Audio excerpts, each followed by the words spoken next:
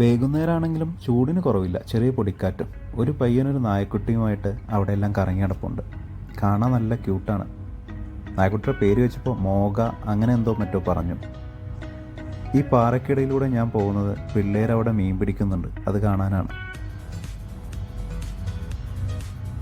പിള്ളേർ കടലേക്ക് വീശിയെറിഞ്ഞ ചൂണ്ട പിന്നെ നിൽക്കുന്ന എൻ്റെ കവിളിൽ തട്ടിയപ്പോൾ പിന്നെ ഞാനവിടെ നിന്നില്ല. ഒരു കുപ്പി വെള്ളവും മേടിച്ച് തൊട്ടടുത്ത് ഇരിക്കാനുള്ള സ്ഥലമുണ്ട്, അവിടെ പോയിരുന്ന് കുറച്ചു നേരം വിശ്രമിച്ചു.